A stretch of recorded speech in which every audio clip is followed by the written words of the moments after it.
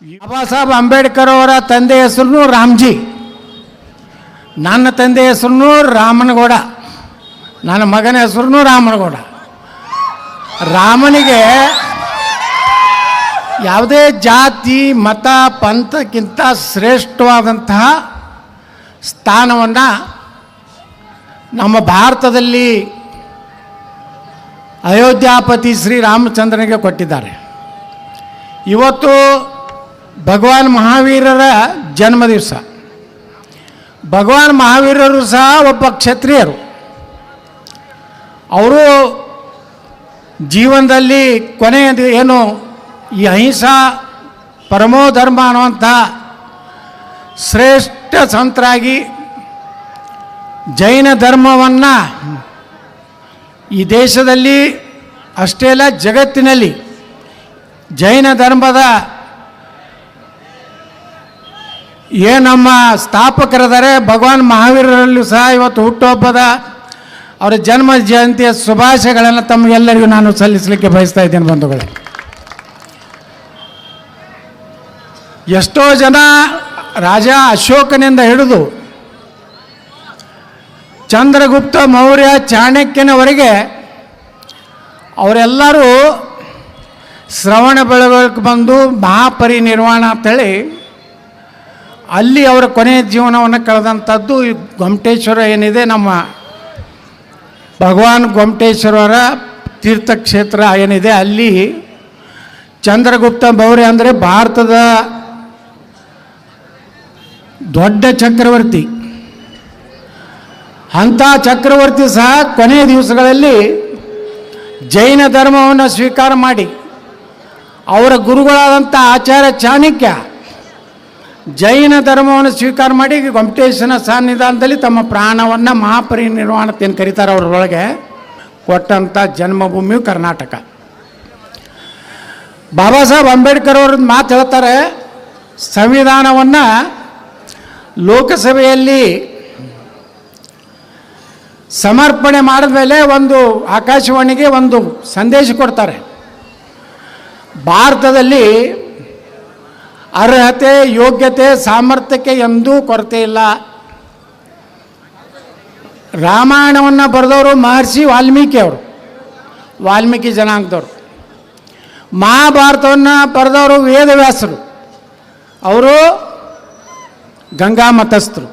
ಹಿಂದೂಗಳು ನಮ್ಮಲ್ಲಿ ಭೇದ ಅಸ್ಪೃಶ್ಯತೆಯನ್ನು ವ್ಯವಸ್ಥಿತವಾಗಿ, ಹಿಂದೂ ಧರ್ಮ ಅಂದರೆ ಅಸ್ಪೃಶ್ಯತೆ, ಹಿಂದೂ ಧರ್ಮ ಅಂದರೆ ಸಾವಿರಾರು ವರ್ಷಗಳಿಂದ ಒಬ್ಬ IAS ಅಧಿಕಾರಿಗಳು ಸಿಕ್ಕಿದ್ರು ಅಂತ 2 ವರ್ಷದಿಂದ ನನಗೆ.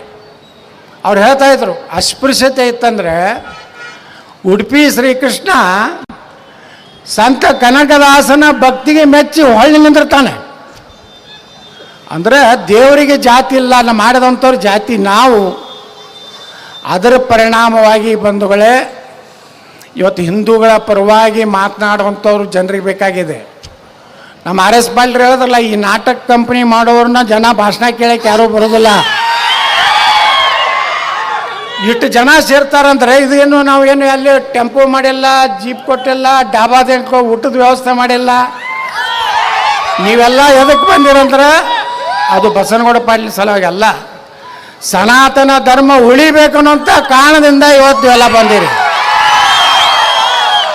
ಯಾರೇನೇ ಹೇಳಿ ಸನಾತನ ಧರ್ಮ ಭಾರತದಲ್ಲಿ ಜಾಗೃತಿ ಆಗ್ತಾ ಇದೆ. ಜನರಿಗೆ ಸನಾತನ ಧರ್ಮ ಏನು ಅನ್ನೋಂಥದ್ದು ಗೊತ್ತಾಗ್ತಾ ಇದೆ. ಇವತ್ತು ಸನಾತನ ಧರ್ಮ ಉಳಿಬೇಕಾದ್ರೆ ಇಲ್ಲಿ ಯುವಕರು ಅವರೆಲ್ಲರಿಗೂ ಈಗ ನಾವು ಸತ್ಕಾರ ಮಾಡಿದ್ವಿ ನೋಡ್ರಿ. ಈಗ ನಾನು ಬಂದು ಭಾಷಣ ಹೊಡಿತೀವಿ, ಹೋಗಿಬಿಡ್ತೀವಿ. ಇಲ್ಲಿ ಸ್ಟೇಜ್ ಹೇಳೋದು ಖರ್ಚು ಎಟ್ರು ಬರ್ತದೆ ಗುರ್ತತಾನೆ ಯಾರಿಗಾರೆ. ಪಾಪ ನೀವು ಎಲ್ಲರೂ ಕಾಂಟ್ರಿಬ್ಯೂಷನ್ ಮಾಡಿರ್ತೀರಿ, ಅವರು ಇಟ್ಟು ಕೈಲಿ ಹಾಕಿರ್ತಾರೆ, ಒಳಗೊಮ್ಮೆ ಮೈ ಮ್ಯಾಗೆ ಬೀಳ್ತದೆ. ಇಷ್ಟೆಲ್ಲ ಇದ್ದೂ ಇವತ್ತೇನು ಇಡೀ ರಾಜ್ಯದಾಗ ನೋಡಿ, ನಾ ಎಲ್ಲೆಲ್ಲಿ ಹೋಗ್ತೀನಿ. ಮದ್ದೂರ್ಗೆ ಹೋಗಿದ್ದೆ ಮೊನ್ನೆ, ಹಿಂದೆ ಗಣಪತಿ ಕಲ್ಲು ಹೋಗಿದ್ರಲ್ಲಿ, ಸುಮ್ಮನೆ ಹೋಗೋ ಗಣಪತಿ ಮ್ಯಾಗ ಕಲ್ಲು ಬ್ಯಾನೆ ಹಾಕ್ಲಕ್ಕದ ಮಕ್ಕಳಿಗೆ. ಅದೇ ಹೇಳಿದೆ ನಾನು ವಿಧಾನಸಭೆ ಒಳಗೆ, ನಿಮ್ಗೆ DJ ಕೇಳಿಸಿದ್ರೆ ಬ್ಯಾನೆ ಆಗ್ತದೆ, ಗಣಪತಿ ಮೆರವಣಿಗೆ ನಿಮ್ಮ ಇದ್ರ ಮುಂದೆ ಹೋಗಬೇಡ ಅಂತ ಹೇಳ್ತೀರಿ. ಹಾಗಾದ್ರೆ ನೀವು 5 ಸಲ ಓದಿರ್ತೀರಲ್ಪ, ನೀವ್ಯಾಕೆ ನಾವ್ಯಾಕೆ ಅಂತ ಕೇಳಿಸ್ಬೇಕು? ನೀವು ಶಾಂತ ರೀತಿಯಿಂದ ಇರ್ಬೇಕಂದ್ರೆ ನಾವು ಶಾಂತಿಯಿಂದ ಇರ್ತೀವಿ. ನಾವೇನಾರು ತೊಂದರೆ ಮಾಡಿದ್ರೆ ನೀವು ತೊಂದರೆ ಮಾಡಿರಿ, ನಿಮ್ಗೇನಾರು ತೊಂದರೆ ಆಗಿದೆಯಾ? ನಾವು ನಮ್ಮ ದೇಶದಲ್ಲಿ ನಿಮಗೆಲ್ಲ ಅಣ್ಣತಮ್ಮರಂಗೆ ನೋಡ್ಕೊಂಡಂಥ ಕಾರಣದಿಂದ ನೀವು ಆರಾಮದೀರಿ. ಜಗತ್ನಾಗ ನೀವು ಎಲ್ಲರೂ ಆರಾಮದೀರ ಹೇಳ್ರಪ್ಪ, ಒಂದು ದೇಶನಾಗ ನೀವು ಆರಾಮದೀರ? ಎಲ್ಲಿ ಜಾಗ ಕೊಟ್ಟಾರಲ್ಲ ಹಮಾರ ದೇಶ ಹೇಳ್ತಾರ. ಆ ಇಂಗ್ಲೆಂಡ್ದಾಗ ನೋಡಿ, ಈಗ ಮೊನ್ನೆ ಯಾವ ಆಸ್ಟ್ರೇಲಿಯಾ ಪ್ರಧಾನಮಂತ್ರಿಯನ್ನು ಹೇಳ್ಬಿಟ್ಟಾರ, ಇರುದಿದ್ರೆ ನಮ್ಮ ಕಾಯ್ದೆದಂಗೆ ಇರ್ರಿ, ಇಲ್ಕಂದು ನೀವು ಎಲ್ಲಿದ್ದೀನಿ ಬಂದಿರಿ ಅಲ್ಲಿಗೆ ಹೋಗ್ರಿ. ಲಂಡನ್ದಾಗಿ ಒಂದು ಸ್ಟ್ರೈಕ್ ಮಾಡಿದ್ರು ಅವ್ರು. ಏನಂದ್ರೆ ಬ್ರಿಟಿಷರೇ ಬ್ರಿಟನ್ ಬಿಟ್ಟು ಹೋಗಿ ನೋಡ್ರಿ ಯಾರ ಮನ್ಯಾಗ ಅದಾರ ಅವ್ರಿಗೆ ಜಗತ್ತಾಗ ಹೇಳ್ರಪ್ಪ, ಇಂಥ ದೇಶನಾಗ ಇವ್ರು ಶಾಂತಿಯಿಂದ ಎಲ್ಲಿಯೂ ಶಾಂತಿಯಿಂದಿಲ್ಲ. ಯಾಕೆ ಹಿಂಗಾಗಿದೆ ಅಂದರೆ ನಮ್ಮ ಧರ್ಮ ಸನಾತನ ಧರ್ಮ ಏನು ಹೇಳ್ತದೆ, ವಸುದೇವ ಕುಟುಂಬಕಂ, ಎಲ್ಲರೂ ನಮ್ಮವರಪ್ಪ ಅಂತ ಹೇಳ್ತಾರೆ. ಆದರೆ ಅದಕ್ಕೆ ಅವ್ರು ತಯಾರಿಲ್ಲ. ಅವ್ರು ಎಲ್ಲಿ ಹೆಚ್ಚಾಗ್ತಾರಲ್ಲ ಅಲ್ಲಿ ದಾಂಧಲಿ ಚಾಲೂ ಹೋಗುವುದೇ. ಇದು ನಾವೆಲ್ಲ ನಮ್ಮಲ್ಲಿ ಏನು ಮಾಡ್ತಾರೆ, ಜಾತಿ ಜಾತಿ ಜಾತಿ ಹೊಡೆದು ಇವತ್ತು ಕರ್ನಾಟಕದಲ್ಲಿ ನೋಡಿ, ಮನೆ ಬಜೆಟ್ನಾಗ ಒಂದು ಘೋಷಣೆ ಮಾಡ್ಯಾರ ನಮ್ಮ ಸರ್ಕಾರ. ಏನಪ್ಪ ಅಂದ್ರೆ ಮುಸ್ಲಿಂ ಹೆಣ್ಮಕ್ಳಿಗೆ ಆತ್ಮರಕ್ಷಣೆಯನ್ನು ಕಲಿಸೋದತ್ತೆ ಅವ್ರ ಹೆಣ್ಮಕ್ಳಿಗೆ. ಅಂದರೆ ಯಾರಿಗೆ ಹೊಡಿಸ್ಬೇಕತ್ತಾರ ಅವರು? ಯಾರು ಹಿಂದೂಗಳು ಹೆಣ್ಮಕ್ಳು ಎಲ್ಲರೂ ಹೋಗಿ ಜಗಳ ತೆಗೆದಾರ, ಯಾರು ಜೊತೆ ತೆಗ್ಯಾರ? ಅಂದ್ರೆ ಯಾವ ರೀತಿ ಈ ದೇಶದಲ್ಲಿ ಒಂದೇ ವರ್ಗವನ್ನು ತುಷ್ಟೀಕರಣ ಮಾಡುವಂಥ ಪರಿಸ್ಥಿತಿಯನ್ನು ನಿರ್ಮಾಣ ಆಗಿದೆ. ಇವತ್ತು ರಾಮನ ಬಗ್ಗೆನೂ ಹಗುರವಾಗಿ ಮಾತಾಡ್ತಾರೆ. ಕೆಲವೊಂದು ಸ್ವಾಮಿಗಳು ಕೇಳಿರಲ್ಲ ಭಾಷಣ ಅವ್ರದ್ದು, ಅವ್ರು ಹೆಂಗೆ ಮಾತಾಡ್ತಾರೆ. ಒಬ್ಬ ಯಾವನೋ ಮಾನ್ಯ ಕೂಡಲ ಸಂಗಮದಾಗ ಹೇಳ್ತಿದ್ದ, ಕುಂಕುಮ ಹೆಚ್ಕೊಂಡು ಬಂದ್ರೆ ಅವ್ನ ಕಪಾಳಿಗೆ ಹೊಡಿರತ್ತೆ. ಹೊಡಿ ಬಾಬಾ ಮಗ ನನಗೆ ಯಾರಿಗಾರು ಅಂದ್ರೆ ಹೊಡೆದು ತೋರಿಸು, ನಿಮ್ಮ ಅಪ್ಪಗೆ ಗೊತ್ತಿದ್ರು ಅಂತ. ಇದು ಕುಂಕುಮ ವಿಭೂತಿ ಅನ್ನೋದೇನೈತಲ್ಲ, ಇದು ಸಾವಿರಾರು ವರ್ಷಗಳಿಂದ ನಮ್ಮ ಧರ್ಮದಲ್ಲಿ ತಿಲಕ ವಿಭೂತಿ ಅನ್ನೋಂಥದ್ದು ಶ್ರೇಷ್ಠ. ಯಾಕಪ್ಪ ಅಂದರೆ ಅದನ್ನು ಹಚ್ಕೊಳ್ಳೋದ್ರಿಂದ ಮನಃಶಾಂತಿ ಇರ್ತದೆ. ಇನ್ನು ಎದುರಿಗೆ ಕಾಣಿಸೋರಿಗೆ ಬೆಂಕಿ ಬಿದ್ದರೆ ನಾವೇನು ಮಾಡ್ಲಿಕ್ಕಾಗ್ತದೆ? ಕೆಲವು ಮಂದಿ ಕುಂಕುಮ ನೋಡಿದ್ರೆ ಬೆಂಕಿ ಬೀಳ್ತದೆ. ಕುಂಕುಮ ಅಂದರೆ ನಾನು ಕುಂಕುಮ ಹಚ್ಚಿಬಿಟ್ಟಿರ್ತಾರೆ ಕೆಲವು ಮಂದಿ. ಅಂದ್ರೆ ಜಾತ್ಯತೀತ ಅವ್ರದ್ದಾದ್ರೆ ಬೇಕಾದಂಗೆ ಟೊಪ್ಪಿ ಹಾಕೊಂಡು ಅಡ್ಡಾಡ್ತಾರೆ. ನಮ್ಮದಾದರೆ ಅವರಿಗೆ ಒಂದು ರೀತಿ ಕಸಿವಿಸಿ. ಆದರೆ ಇವತ್ತು ಕರ್ನಾಟಕದಲ್ಲಿ ಹಂಗಿಲ್ಲ ಪರಿಸ್ಥಿತಿ. ಮದ್ದೂರಿನಾಗ ಹೋಗಿದ್ದೆ ನಾನು ಗಣಪತಿ ಕಾರ್ಯಕ್ರಮದಾಗ. ಅಲ್ಲೇನೂ ನಮ್ಮದು ಅಸ್ತಿತ್ವನೇ ಇಲ್ಲ, ಹಿಂದುತ್ವನೇ ಇರಲಿಲ್ಲ ಅಲ್ಲಿ ಯುವಕರ ಬಳಿ. ಇವತ್ತಲ್ಲಿ ನಾವು ಹೋದರೆ, ಮೊನ್ನೆ ಗಣಪತಿ ಟೈಮ್ನಾಗ ಹೋದ್ರೆ 20-25 ಸಾವಿರ ಜನ ಸೇರಿದ್ದು ನೋಡಿ ಆ ಕಡೆ ಲೀಡರ್ಗಳೆಲ್ಲ ಗಾಬರಿಯಾಗ್ಯಾರ. ಏನು ರೀ ಇಲ್ಲಿ ಲಿಂಗಾಯತ್ರಿಲ್ಲ, ಸುಡುಗಾಡಿ ಇಲ್ಲ, ನೀವು ಹೆಂಗೆ ಮಂದಿ ನಾವೆಲ್ಲ ಮಂದಿನ ಕೂಡಿಸ್ಬೇಕಾದ್ರೆ ಟೆಂಪೋ ಬಸ್ ಮಾಡಿ ತರ್ತೀವಿ, ಪುಕ್ಷೇಟ್ 20,000 ಮಂದಿ ಹೆಂಗೆ ಕೂಡಿದ್ರತ್ತ ಅದೊಂದು ದೊಡ್ಡ ಚಿಂತೆ ಆ ಕಡೆ ಹಳ್ಳಿ ಮೈಸೂರು ಭಾಗದಾಗ. ಮೊನ್ನೆ ಮತ್ತೆ ಹೋಗಿದ್ದೀವಿ ನಾನು ಅನಂತಕುಮಾರ್ ಹೆಗಡೆಯಲ್ಲಿ. ಮತ್ತು 7-8 ಸಾವಿರ ಎದಕ್ಕೆ ಬಲಿದಾನ ದಿವಸ ಮಾಡಿದರು. ಭಗತ್ ಸಿಂಗ್, ರಾಜಗುರು, ಇನ್ನೊಬ್ಬರು ಸುಖದೇವ್, 3 ಜನರ ಗಲ್ಲಿಗೇರಿಸಿದಂಥ ದಿನವನ್ನು ಬಲಿದಾನ ದಿವಸ ಹೋದರೆ ಪಾಪ ಊರಾಗ ಎಂದೂ ಭಗವತ್ ಜೆಂಡ ಹಚ್ಚಿರಲಿಲ್ಲ. ಅವ್ರಿಗೆ ಭಗತ್ ಸಿಂಗ್ ಅಂದ್ರೆ ಗುರ್ತಿರಲಿಲ್ಲ. ಅವ್ರಿಗೆ ಬರೀ ದೇವೇಗೌಡರು, ಕುಮಾರಸ್ವಾಮಿ, DK ಶಿವಕುಮಾರ್ 3 ಮಂದಿ ಕೊಡ್ತಾರೆ. ಹೀಗಾಗಿ ಅಲ್ಲಿ ಆ ಎಲ್ಲ ಪುಣ್ಯ ಪುರುಷರು, ಸ್ವಾತಂತ್ರ್ಯ ಪುರುಷರ ಒಂದು ಹೆಸರನ್ನು ಕೇಳಿದಾಗ ಇವತ್ತು ಇಡೀ ಕರ್ನಾಟಕದಲ್ಲಿ ಒಂದು ಅಲೆ ನಿರ್ಮಾಣ ಆಗಿದೆ. ಅದು ಯಾವ ಅಲೆ? ಹಿಂದುತ್ವದ ಅಲೆ. ಇದಕ್ಕೆ ಜನ ಇವತ್ತು ಸಪೋರ್ಟ್ ಯಾಕೆ ಮಾಡ್ತಾ ಇದ್ದಾರೆ? ಹಿಂದುತ್ವ ಉಳಿದ್ರ ಸಲಗಿ ನೋಡ್ರಿ. ಇವಾಗ ಉತ್ತರ ಪ್ರದೇಶದಾಗ ಯೋಗಿ ಆದಿತ್ಯನಾಥರನ್ನ ಜನ ಯಾಕೆ ಒಪ್ಕೊಳಕತ್ತಾರೆ? ಒಂದೇ ಹಿಂದೂ ಗಣಪತಿ ಮ್ಯಾಗ ಕಲ್ಲು ಹೋಗಿದ್ರೆ ಏನಾರು ಮಾಡಿದ್ರೆ ಅವ್ರ ಮನೆಗೆ ಏನು ಬರ್ತದೆ? ಹಂಗ ಕರ್ನಾಟಕದಾಗೂ JCB ಬೇಕಾಗೈತೆ ಜನರಿಗೆ.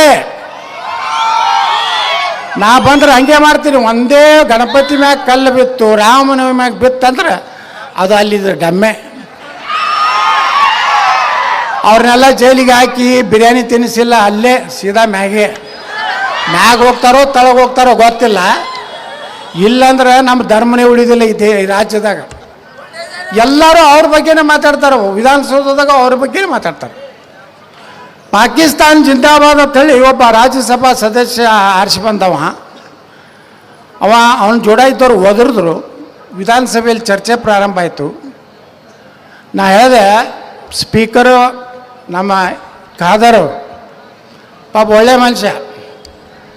ಅವತ್ತು ನಾ ಏನು ಹೇಳಿದೆ, ಯಾರು ಈ ದೇಶದ ಅನ್ನ ತಿಂದು, ಯಾರು ಈ ದೇಶದ ನೀರು ಕುಡಿದು, ಯಾರು ಈ ದೇಶದ ಗಾಳಿ ಸೇವನೆ ಮಾಡಿ ಪಾಕಿಸ್ತಾನ್ ಜಿಂದಾಬಾದ್ ಅಂತಾರಲ್ಲ, ಅವ್ರದ್ದು ಹರಾಮ್ ಕೋರ್ರು, ತಾಯ್ಗಂಡ್ರು, ನಾಲಾಯಕ ನನ್ನ ಮಕ್ಕಳು. ದುರ್ದೈವನಂದ್ರೆ ನಮ್ಮ ಹಿಂದೂ ಒಬ್ಬ MLA ಎದ್ದು ನಿಂತು, ಅಧ್ಯಕ್ಷರೇ ಯತ್ನಾಳಿಗೆ ಈ ರೀತಿ ಮಾತಾಡಲಿಕ್ಕೆ ಅವಕಾಶ ಕೊಡಬಾರ್ದು, ಇದು ಅಸಂವಿಧಾನ ಆಗ್ತೈತೆ ಅಂತ ಹೇಳಿದ್ರು. ಪಾಪ ಖಾದರ್ ಏನು ಹೇಳಿದ್ರು, UT ಖಾದರು, ರಾಯರೆಡ್ಡಿಯವರೇ ಯತ್ನಾಳಿಗೆ ಸಂಪೂರ್ಣ ಅಧಿಕಾರ ಕೊಟ್ಟಿನಿ, ಪಾಕಿಸ್ತಾನಕ್ಕೆ ಯಾವ ಶಬ್ದದಿಂದ ಬೈದರೂ ಬಯಲಾಕತ್ತ. ಆ ಖಾದರ್ ನಟನ ಬುದ್ಧಿ ಬೇಕಲ್ಲ ಇವರಿಗೆ, ನಮ್ಮವ್ರಿಗೆ ಹೇಳ್ಬಿಟ್ರೆ. ನನ್ನ ಎಲ್ಲ ಆನ್ ರೆಕಾರ್ಡ್ ಅದಾವ, ಏನು ಬೈದೀನಿ ಪಾಕಿಸ್ತಾನಕ್ಕೆ ಅದನ್ನು ಯಾವುದೂ ರೆಕಾರ್ಡಿಂದ ತೆಗೆಸಲಿಲ್ಲ. ಹೀಗಾಗಿ ವಿಧಾನಸಭೆಯಲ್ಲಿ ಅಧಿಕೃತವಾಗಿ ಇನ್ನು ನೀವು ಯಾರೇ ಮಾತಾಡಿದ್ರು ಸಹ ವಿಧಾನಸಭೆದಾಗೆ ಅಧಿಕೃತ ಆಗೈತೆ ನನ್ನ ಮಾತು. ನೀವು ಯಾರ ಶಬ್ದಗಳು ಈ ಉಪಯೋಗ ಮಾಡಿ ಪಾಕಿಸ್ತಾನ ಜಿಂದಾಬಾದ್ ಅಂತವ್ರು ಬೈದ್ರೆ ಪೊಲೀಸರು ಕೇಸ್ ಹಾಕ್ಲಿಕ್ಕೆ ಬರೋದಿಲ್ಲ. ಕೇಸ್ ಹಾಕಿದ್ರೆ ನನ್ನ ಕಡೆ ಬರ್ರಿ, ಅವ್ರು ನನ್ನ ಮ್ಯಾಗ ಕೇಸ್ ಹಾಕ್ತಾರೆ, ದಿನ ಒಂದು ಕೇಸ್ ಹಾಕ್ತಾರೆ ಅವ್ರು. ಈಗ 81 ಕೇಸ್ ಹಾಕ್ಯಾರ.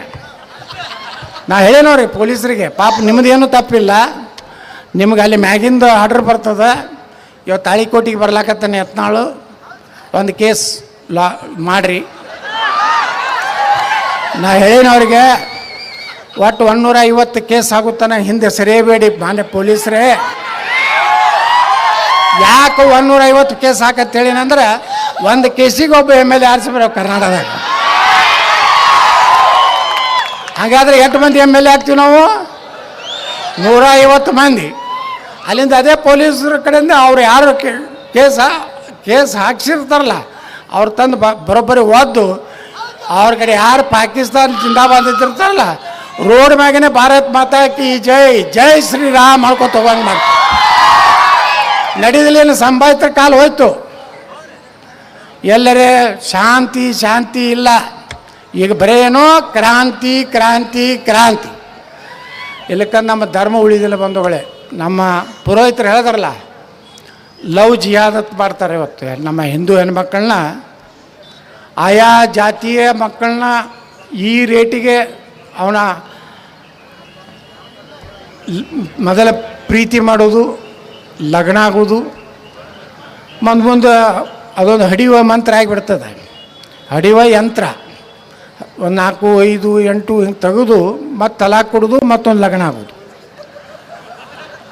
ಈಗ ಎಲ್ಲಿ ಕೇರಳದಾಗ ಏನಾಗಿದೆ, ಇವತ್ತು ಜಮ್ಮು ಕಾಶ್ಮೀರದಾಗ ಏನಾಯಿತು, ಮೊನ್ನೆ ಎಲ್ಲರೂ ನೋಡ್ಲಕತ್ತಿರಲಿಲ್ಲ ದುರಂಧರ್ ಸಿನಿಮಾ ನೋಡ್ರಿಲ್ಲ. ಬತ್ತಂದ್ರೆ ಎಲ್ಲರೂ ನೋಡ್ರಿ, ಇಟ್ಟು ಮಂದಿಗೆ ಬೆಂಕಿ ಬಿದ್ದೈತಿ. ಶಾರುಖ್ ಖಾನ್, ಅಮೀರ್ ಖಾನ್ ಅಂತ ಹಿಡಿದು ಭಾರತ ಎಷ್ಟು ಸ್ಟ್ರಾಂಗ್ ಐತಿ ಜಗತ್ತಾಗ ಅನ್ನೋದು ಆ ಸಿನಿಮಾದಾಗ ತೋರಿಸೋದು ಎಲ್ಲ ಸತ್ಯ ಐತಿ, ಯಾವುದೂ ಸತ್ಯಕ್ಕೆ ದೂರಿಲ್ಲ. ಎಂತಿಂಥವ್ರು ಹೊಡೆದು ಬಂದಾರೆ ನಮ್ಮ ರಾವ್ದವ್ರು. ನಮ್ಮ ಇಂಡಿಯನ್ ಮಿಲ್ಟ್ರಿ ಒಂದು ಕಾಲದಲ್ಲಿ ಭಾರತದ ಸೈನ್ಯ ನಮ್ಮ ಕುತ್ತಿಗೆ ಕೊಯ್ತಿದ್ರು, ರುಂಡ ಕತ್ತರಿಸ್ತಿದ್ರು. ನಮ್ಮ ಸೈನಿಕರದ್ದು ಪೊಲೀಸರು ರುಂಡ ಕತ್ತರಿಸಿ ಚೀಲ್ನಾಗ ಹಾಕಿ ಚಾಲೆಂಜ್ ಕಳಿಸ್ತಿದ್ರು, ನಿಮ್ಮ ಸೈನಿಕನ್ನ ಕತ್ತರಿಸಿ ಏನು ಮಾಡ್ಕೋತಿರತ್ತೇಳಿ. ಈಗ ಒಂದು ಸೈನಿಕಗೆ ಅವ್ರೇನಾರು ಮಾಡಿದ್ರೆ 10 ಪಾಕಿಸ್ತಾನಿಯನ್ನು ಹೊಡೆದು ಬಾ ಅಂತೇಳಿ ಆರ್ಡರ್ ಕೊಡುವಂಥ ಒಬ್ಬ ನರೇಂದ್ರ ಮೋದಿ ದೇಶನಾಗ ಅದ ಅಂತೇಳಿ ನಾವು ಜಾಗೃತಿದ್ದೀವಿ. ಮೊದಲು 500 ರೂಪಾಯಿ ತೊಗೊಂಡು ಕಲ್ಲು ಒಗಿತಿದ್ರು ನೋಡಿರಲಿಲ್ಲ. ಶುಕ್ರವಾರ ಬತ್ತಂದ್ರೆ ಕಲ್ಲು ಒಗ್ಯಾರು ಜಮ್ಮು ಕಾಶ್ಮೀರನಾಗ. ಈಗ ಒಂದು ಕಡೆ ಕಲ್ಲು ಬೀಳಾಕತ್ತವ, ಉತ್ತರ ಪ್ರದೇಶನಾಗ ಎಲ್ಲ ಕಲ್ಲು ಬೀಳಾಕತ್ತವ. ಯಾಕಂದರೆ ನೀವು ಎಷ್ಟು ಸಮಾಧಾನ ಇರ್ತೀರಿ, ಅದ್ರ ದುರುಪಯೋಗ ಆಗ್ತಾಯಿದೆ. ಇವತ್ತು ನಾವು ಸುಮ್ಕೊಂಡಿರೋದಿಲ್ಲ, ಕ್ರಿಯೆಗೆ ಪ್ರತಿಕ್ರಿಯೆ ಇರಬೇಕು. ಇವತ್ತು ಮಹಾರಾಣಾ ಪ್ರತಾಪ್ ಮೂರ್ತಿ ಕೂಡಿಸಿದ್ರಿ. ನಾನು ಬಿಜಾಪುರನಾಗ ಕೂಡಿಸೀನಿ. ಜೈಪುರ್ನಾಗೇ ಸುಮಾರು 55 ಲಕ್ಷ ರೂಪಾಯಿ. ನಾ ಯಾರ ಕಡೆ ರೊಕ್ಕ ತೊಗೊಂಡಿಲ್ಲ, ಸ್ವಂತ ನಾನೇ ಎಲ್ಲ ಮೂರ್ತಿಗಳು ಕೂಡಿಸೀನಿ ಬಿಜಾಪುರನಾಗ. ಮಹಾರಾಣಾ ಪ್ರತಾಪರದು ಜೈಪುರ ನಂತರ 2ನೇ ದೊಡ್ಡ ಮೂರ್ತಿ ಭಾರತದಾಗಿದ್ದರೆ ಅದು ಬಿಜಾಪುರದ ಮಹಾರಾಣಾ ಪ್ರತಾಪ್. 19 ಫೂಟ್ ಐತಿ. ಇವತ್ತು DC ಆಫೀಸು ಅಲ್ಲಿ ಆಗ್ಲಕ್ಕತ್ತದೆ, ZP ಆಫೀಸು ಅಲ್ಲೇ ಐತಿ. ಮಹಾರಾಣಾ ಪ್ರತಾಪರ ಬಗ್ಗೆ ನಮ್ಮ ಗುರುಗಳು ಹೇಳಿದ್ರು, ಬರೇ ಅಕ್ಬರ್ ಒಂದು ದಿವಸನೂ ಮಹಾರಾಣಾ ಪ್ರತಾಪರ ವಿರುದ್ಧ ಯುದ್ಧಕ್ಕೆ ಬರಲಿಲ್ಲ.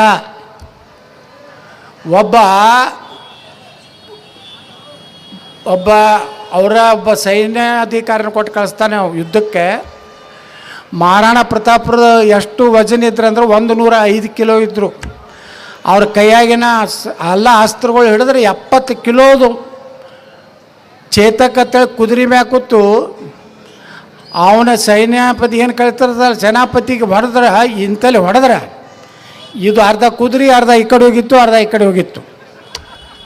ಇದನ್ನು ಕೇಳಿ ಅಕ್ಬರ ಒಂದಕ್ಕೆ ಮಾಡ್ಕೊಂಡಿದ್ದ. ಇದನ್ನು ಯಾರು ಹೇಳ್ಯಾರ ನಮಗೇನು ಹೇಳ್ಯಾರ? ಬಾಬರ್ ನಮಗೆ ಏನಾಗ ನಮ್ಮ ಇತಿಹಾಸನಾಗ ನಮಗೆ ಈ ಮೊಘಲ್ ಸಂತತಿದು ಎಲ್ಲ ಹೆಸರು ಗುರ್ತದವ.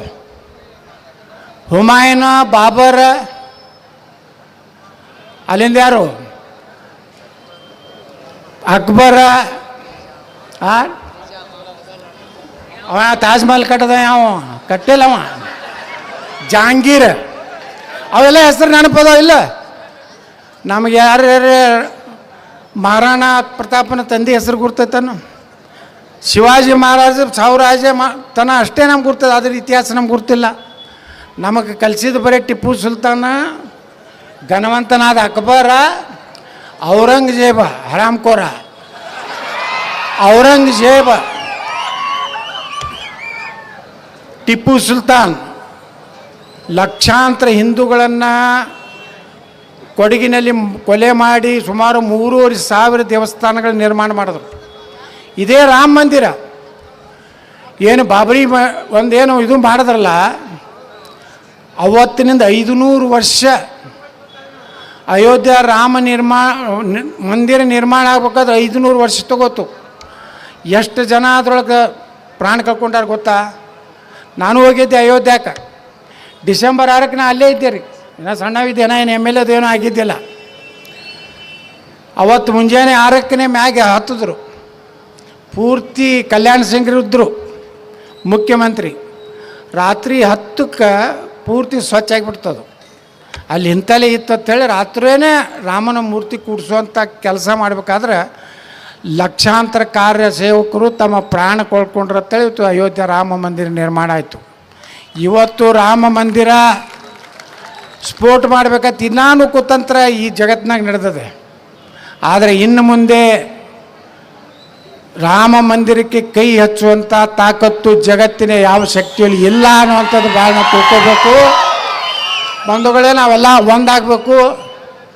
ಹಿಂದೂಗಳು ಒಂದಾಗದೇ ಇದ್ದರೆ ಕೆಲವೊಂದು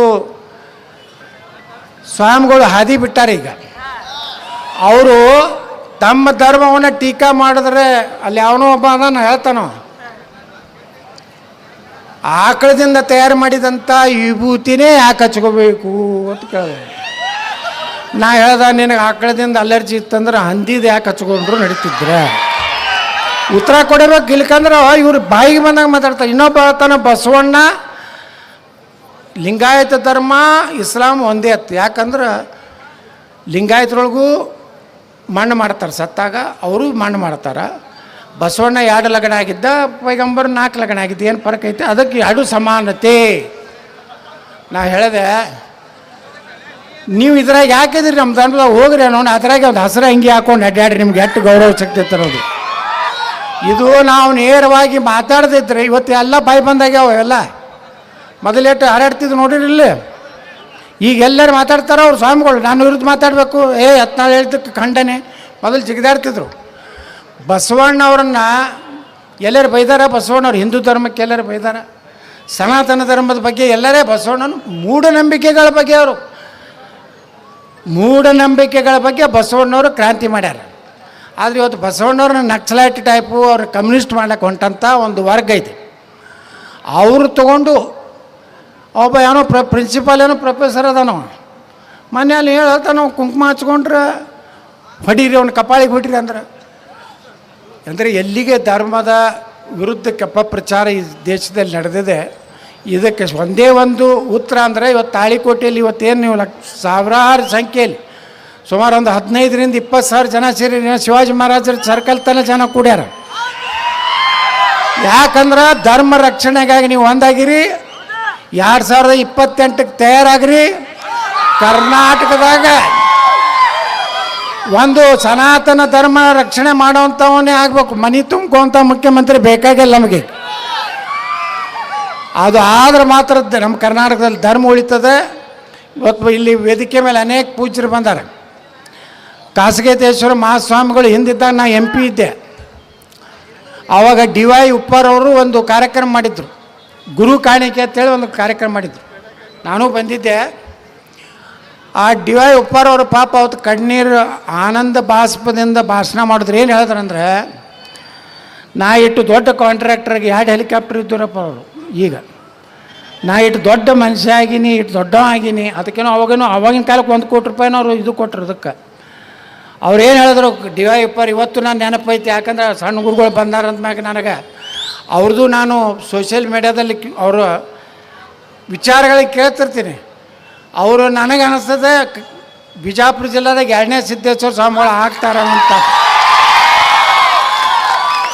ಅಷ್ಟು ಅವ್ರ ವಯಸ್ಸು ನೋಡಿದ್ರೆ, ಅವರ ವಿಚಾರಗಳು ಅವ್ರು ಮಾತಾಡೋದು ನೋಡಿದ್ರೆ ನನಗೆ ಅನ್ನಿಸ್ತದೆ ನನ್ನ ತಲೆಯಾಗ, ಎಲ್ಲಪ್ಪ ಇವರೊಬ್ಬರು ನಮಗೆ ಸಿದ್ದೇಶ್ವರ ಅಪ್ಪಾರದ ಕೊರತೆಯನ್ನು ಬಿಜಾಪುರ ಜಿಲ್ಲೆಯಲ್ಲಿ. ಯಾಕಂದ್ರೆ ನಾನು ಸಿದ್ದೇಶ್ವರ ಸ್ವಾಮಿಗಳ ಪರಂ ಭಕ್ತ. ನಾನು ಅವ್ರು ಹೇಳ್ತಿದ್ರು, ನನ್ನ ಬಗ್ಗೆ ಕಂಪ್ಲೇಂಟ್ ಮಾಡ್ತಿದ್ರು ಕೆಲವು ಮಂದಿ ಸಿದ್ದೇಶ್ವರಪ್ಪರ ಬಳಿ ಹೋಗಿ, ಸ್ವಲ್ಪ ಗೌಡ್ರಿಗೆ ಹೇಳ್ರಿ ನಿಮ್ಮ ಭಕ್ತದನ ಸ್ಟೇಟ್ ಮಾತಾಡಬೇಡ ಅಂತ ಹೇಳ್ರಿ, ಮಂದಿ ಸುಮಾರು ಅದಾರ ಅಂತೇಳಿ. ಅವಾಗ ಏನು ಹತ್ತಿದ್ರು ಗುರ್ತದೆ ಅಲ್ಲಿ ಸಿದ್ದೇಶ್ವರಪ್ಪರು, ಇಲ್ಲ ಒಬ್ರು ಹಂಗೆ ಮಾತಾಡೋರು ಒಬ್ರು ಬೇಕು, ಎಲ್ಲರೂ ಸಮಾಧಾನ ಆದರೆ ಹೆಂಗೆ ನಡೀತದೆ ನಕ್ಕೋತ ಹೇಳ್ಬಿಡೋರು ಅವರು. ಹಾಗೆ ನಮ್ಮ ಕಾಸಗೇತೇಶ್ವರ ಸ್ವಾಮಿಗಳು ಈ ಭಾಗದಾಗ ಅವ್ರು ಹೇಳಿದ್ರು, DY ಉಪ್ಪಾರ್ ಅವ್ರದ್ದು ಇಲ್ಲಾನು ನನಗೆ ಯಾವಾಗಲೂ ನೆನಪು ಬರ್ತದೆ ಹೌದು ಆ ಮಾತು. ಅವ್ರ ಸ್ವಾಮಿಗಳೆಲ್ಲ ಅಡ್ಡಾಡಿ ರೊಟ್ಟಿಗೊಳೆ ಮಾಡಿ ತಂದು ತಂದು ರೊಟ್ಟಿ ತುಗುಡಿ ತಿಂದು ಇಟ್ಟು ದೊಡ್ಡ ಶ್ರೀಮಂತನಾಗಿನ ಅಂತೇಳಿ DY ಉಪ್ಪಾರ್ ಜಾತಿ ಮಾಡಿದ್ರೆ. ಯಾರು ಲಿಂಗಾಯತರ ಜಿಲ್ಲೆ ಜಾತಿ ಮಾಡಿದ್ರ? ಇವತ್ತು ತುಮಕೂರು ಸಿದ್ಧಗಂಗಾ ಮಠ ಅಲ್ಲಿ ಹೋದ 10,000 ಮಕ್ಕಳು ಇವತ್ತು ಶಿಕ್ಷಣ ಕೊಡ್ತಾರೆ. ಮನೆ ಕೊಪ್ಪಳ ಮಠಕ್ಕೆ ಹೋಗಿದ್ದೆ ನಾನು. 101 ಕ್ವಿಂಟಲ್ ಅಕ್ಕಿ, 10 ಕಿಲೋ ತುಪ್ಪ, 5,000 ವಿಭೂತಿ ತೊಗೊಂಡು ಹೋಗಿದ್ದೆ. ಇವತ್ತು ಸಿದ್ಧಗಂಗಾ ಮಠ ಬಿಟ್ಟರೆ ಇವತ್ತು ಕೊಪ್ಪಳದ ಗವಿಸಿದ್ಧ ಮಹಾಸ್ವಾಮಿಗಳು ಸಹ ಅಷ್ಟು ಬಡವರಿಗೆ 5,000 ಬಡ ಮಕ್ಕಳಿಗೆ ಇವತ್ತು ಜಾತಿ ಇಲ್ಲ, ಎಲ್ಲ ಜಾತಿ ಜನಾಂಗದವರು ಅದಾರೆ.